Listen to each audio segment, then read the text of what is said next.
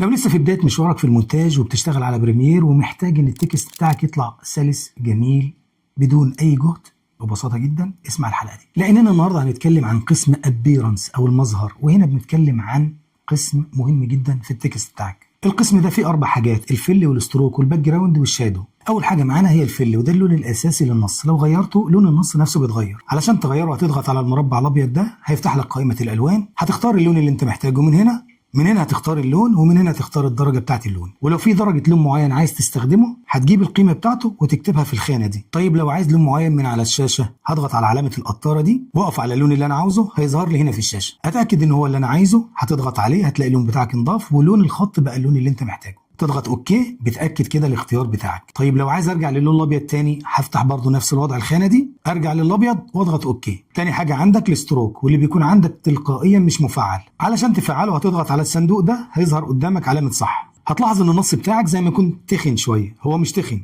هو انضاف له ستروك او محيط، بس عشان الاطار اللي انضاف ده بنفس اللون بتاع الخط اللي هو اللون الابيض، فباين انه تخن معاك. علشان يبان معاك الستروك لازم تختار له لون مختلف. علشان تختار له لون مختلف هتضغط برضو على المربع بتاعه ده، تظهر لك لوحه الالوان، تختار اللون اللي انت محتاجه وتضغط اوكي. زي ما انت شايف التكست بقى بالشكل ده. وبرضه بالقطاره لو عايز تاخد لون معين تعمله للستروك، ممكن بالقطاره تاخده من على الشاشه. جنب مربع اللون هتلاقي حجم الستروك في المربع ده، هو بيكون بشكل افتراضي 4 بكسل. تسحب يمين او شمال علشان تزود القيمه او تقللها بتاعه الستروك. جنب القيمه بتاعه حجم الستروك هتلاقي الاعداد ده، لو ضغطت على السهم ده هتلاقي 3 خيارات اتفتحوا لك: اوتر وانر وسنتر. يعني دول بيسالوك انت عايز الستروك يبقى داخل حدود النص ولا خارج حدود النص ولا بينهم. هي بشكل افتراضي بتكون اوتر. هنزوم بس على النص مع بعض كده علشان نفهم اكتر.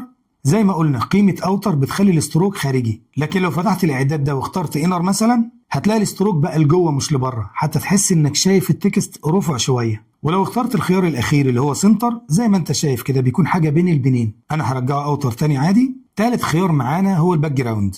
علشان نفعله هنضغط برضو على المربع اللي جنبه ده. زي ما انت شايف ضاف تحت النص بتاعك خلفية رصاصي شفافة كده. دي بتستخدمها لو عايز تعمل مثلا كابشن او ترجمة للنص بتاعك، فبيكون النص شكله واضح لانك بتحط تحته حاجه. نفس الوضع برضه ليه مربع، لو ضغطت عليه هيفتح لك مربع الالوان علشان تختار اللون اللي انت محتاجه للخلفيه دي. بس لاحظ معايا ان اللون اللي انت بتختاره للخلفيه دايما بيجي شفاف شويه، ده بيخلي النتيجه تبان سينماتيك. علشان تتحكم في حجم الشفافيه دي بتحرك السلايدر ده يمين او شمال، والزرار التاني ده اللي بيتحكم في البادنج، يعني مدى خروج او بعد الخلفيه عن النص. والسلايدر ده بتاع الكورنر راديوس، ده بيتحكم في مدى تدوير الحواف بتاع الخلفيه اللي انت اخترتها.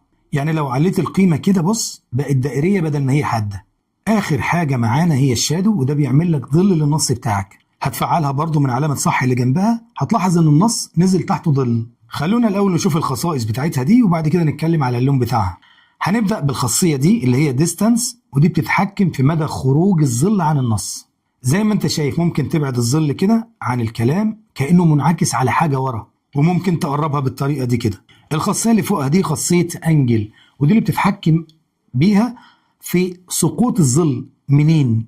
والخاصية اللي فوق دي هي الشفافية اوباسيتي، ده اللي بتتحكم بيه في مدى قوة لون الظل بتاعك، عايزه غامق قوي او شفاف كده. كده بقينا خاصيتين اللي هم السايز والبلور. بالنسبة للسايز ده بيحكم حجم خروج الظل. اخر خاصيه معاك هي البلور، باينه من اسمها، بتتحكم في مدى ضبابيه اللون بتاعك. يعني لو عليناه سنه كده هيبان الظل حقيقي شكله ناعم كده. موضوع اللون بقى من هنا برضو بتقدر تفتح لوحه الالوان، لو ضغطت عليها تختار اللون اللي انت محتاجه برضو اوكي، هيعمل لك اللون بتاع الظل اللي انت محتاجه زي ما انت عايز. حلقه بسيطه جدا بس مهمه ليك كمبتدئ على بريمير. اعمل سبسكرايب لان الحلقه اللي جايه باذن الله مهمه خالص هتعجبك. السلام عليكم.